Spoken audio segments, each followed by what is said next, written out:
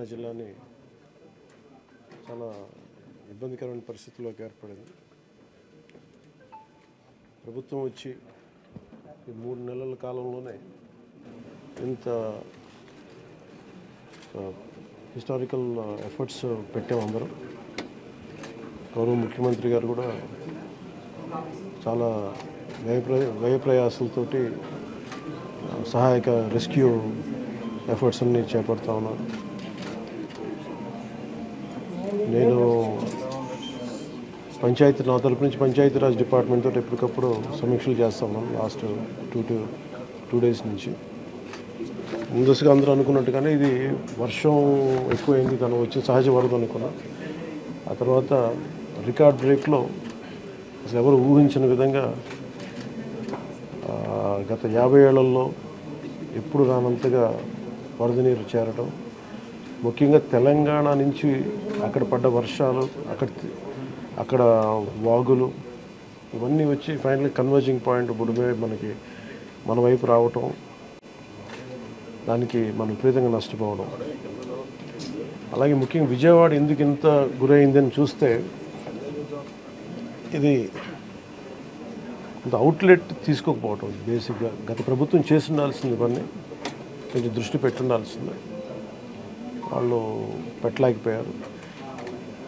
So వాళ్ళు చేయలేకపోయినా కానీ భవిష్యత్తులో ఈ రోజున ఈ సహాయ కార్యక్రమాలతో పాటు భవిష్యత్తులో ఇలాంటి ఎంత అకస్మాత్తుగా ఇలా వచ్చి మనం ప్రజలు ఎంత నష్టపోకుండా ఉండాలంటే ఏం చేయాలి? ఖచ్చితంగా ఈ వరద నీరు తగ్గగానే, రిసీడ్ అవ్వగానే దీని మీద ఒక ప్రాపర్ ప్లానింగ్ తోటి ఈ వరద నీరు వెంటనే దీని అవుట్లెట్ కాలువలు ఉండేలాగా దాని మీద ఈ ఫ్లడ్ కెనాల్స్ని ఎలా ఏర్పాటు చేయాలనేది గౌరవ ముఖ్యమంత్రి గారితో కూడా దీన్ని చర్చిస్తారు.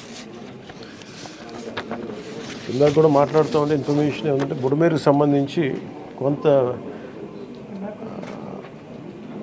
గత ప్రభుత్వం కంప్లీట్గా విస్మరించింది ఈ ప్రాజెక్ట్స్ని. చాలా ఇప్పుడు మీరు చూస్తే మొన్న వాళ్ళ ప్రభుత్వం ఉన్నప్పుడు కూడా ఈ మన అన్నమయ్య ప్రాంతానికి పింఛా డ్యామ్ కూడా సరిగ్గా మెయింటెనెన్స్ చేయలేక నష్టపోయారు. ఒకటి కెపాసిటీకి మించి వరదలు వచ్చినాయి. ఒక్క ఆంధ్రప్రదేశ్ సంబంధించి మన తెలంగాణ నుంచి పడ్డ వర్షం కానీ అవన్నీ కూడా ఇది ఆంధ్రప్రదేశ్కి ఒక ముంపుగా ఏర్పడ్డాయి. దానితోడు ఈ అవుట్లెట్స్ లేవు, ఫ్లడ్ కెనాల్స్ సరిగ్గా నిర్మించుకోలేకపోయాం. ఒకటి మన స్టేట్ బైఫర్కేషన్ నుంచి ఇప్పుడు దాకా మన ఇన్ఫ్రాస్ట్రక్చర్ ఇలాంటి భవిష్యత్తులో జరగకుండా, నగరాలకు ఎలాంటి ముంపు వాటిల్లకుండా ప్రతి నగరాన్ని కూడా నేను అసెస్ చేయాల్సిన అవసరం ఉంది. ప్రస్తుతం విజయవాడని ప్రత్యేక కోణం నుంచి దీని మీద దృష్టి పెట్టాలి. అదొకటి ఫ్లడ్స్ అయిపోయిన తర్వాత ఆలోచిస్తున్నాం. ప్రస్తుతానికి సిసోడే గారు చెప్పడం దీన్ని disaster management head, state disaster management హెడ్గా మా దృష్టికి తీసుకొచ్చింది ఏంటంటే ప్రస్తుతం రిసీడ్ అవుతున్నాయి, నీళ్లు పెరగట్లేదు. రేపటికి ఇది మనకి ప్రకాశం బ్యారేజ్ 5 lakh క్యూసెక్స్కి 5 దాకా వచ్చేస్తుందని చెప్తా ఉన్నాను. సో మేజర్ ప్రమాదం మనం తప్పింది.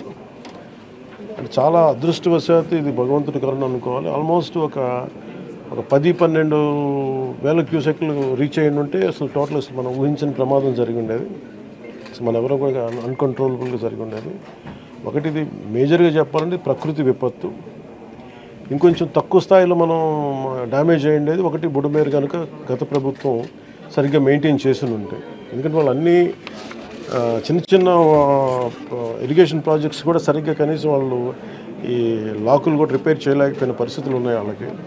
సో ఇప్పుడు వాళ్ళని తిట్టి కూడా ప్రయోజనం లేదు. ఎందుకంటే ఇది ముందు మనం ప్రస్తుతం మా చేతిలో ఉన్నది ప్రభుత్వం ఏమన్నా మేము ఏం చేయాలని ఆలోచిస్తామని ఉన్నంతలో మొత్తం కూర్చోబెట్టి దాదాపు ఇండియన్ ఎయిర్ ఫోర్స్ నుంచి, నేవీ నుంచి, హెలికాప్టర్స్ ద్వారా, అలాగే డ్రోన్స్ ద్వారా ఫుడ్ సప్లై అన్నీ చేస్తూ ఉన్నాం. అలాగే సహాయ కార్యక్రమాలు ముందుకు తీసుకెళ్తా ఉన్నాం. అలాగే పిఆర్ పంచాయతీరాజ్ నుంచి కూడా దాదాపు 242 టీమ్స్ని ఈ రోజున 262 టీమ్స్ని ఏర్పాటు చేయడం జరిగింది. ఇది వరద ఎఫెక్ట్ కాని జిల్లాల నుంచి ఈ ప్రత్యేకించి మన ప్రిన్సిపల్ సెక్రటరీ గారి ఆధ్వర్యంలో ఇది ముందుకు తీసుకెళ్తా ఉన్నాం.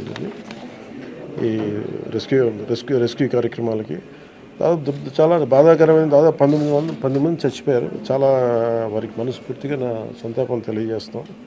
అలాగే 2 మిస్ అయ్యారు. పశువులు దాదాపు 136. అలాగే దాదాపు 1,72,000 హెక్టార్లు పంట నష్టం జరిగింది. అది ఉద్యాన పంటలు కానీ లేదంటే మామూలు మన ఇది మనం ప్యాడీ కానీ ప్యాడీయే దాదాపు 1,72,000 హెక్టార్లు. హార్టికల్చర్ వచ్చి ఒక 15,000 హెక్టార్స్ ఉంది. అలాగే 176 రీహాబిలిటేషన్ సెంటర్స్ని ఏర్పాటు చేయడం జరిగింది. దీనిలో ముఖ్యంగా ఈ దాదాపు 328 ట్రైన్స్ క్యాన్సిల్ చేయడం జరిగింది. 6,44,536 మంది ఈ వరదల వల్ల ఎఫెక్ట్ అయ్యారు. దాదాపు 193 రిలీఫ్ క్యాంప్స్ మెయింటైన్ చేయడం చేస్తున్నాం. అలాగే దాదాపు 42,707 మందికి రిలీఫ్ క్యాంప్స్లో అకామిడేట్ చేసాం. దాదాపు 194 మెడికల్ క్యాంప్స్ ఆర్గనైజ్ చేసాం. దీనికి ఇది ఇంకొక ఈ డేంజర్ ఇలా కంటిన్యూ అవుతుందా లేదని చూస్తుంటే ఖచ్చితంగా తగ్గుముఖం పడుతుంది. ఇది గాబరా పడాల్సిన అవసరం లేదు. అలాగే మేము సహాయ కార్యక్రమాలు పాపం అందరూ కూడా పిఆర్ పంచాయతీరాజ్ దగ్గర నుంచి స్టేట్ సిసోడియా గారి అధ్యక్షతన గౌరవ ముఖ్యమంత్రి చంద్రబాబు గారి ఆధ్వర్యంలో సహాయ కార్యక్రమాలు స్టేట్ డిజాస్టర్ మేనేజ్మెంట్ అలాగే నేషనల్ డిజాస్టర్ మేనేజ్మెంట్ అందరూ ఒకటే ఇన్ ట్యాండెం కలిసి పనిచేస్తూ ఉన్నాను. సో దాదాపు ఈ సెంటర్కి 600 to 700 కాల్స్ వస్తూ ఉన్నాయి. ఈ సెంటర్కి ఎక్కడెక్కడ ఇబ్బందులు ఉన్నాయంటే అడ్రస్ చేస్తూ ఉన్నాం. అతి తక్కువ సమయంలో ఇంత ఎఫెక్టివ్గా పనిచేయగలిగాం. కానీ భవిష్యత్తులో ఇలాంటివి జరగకుండా ఉండాలని మేమందరం కోరుకుంటున్నాం. అలాగే ఆ దిశగా పనిచేస్తాం.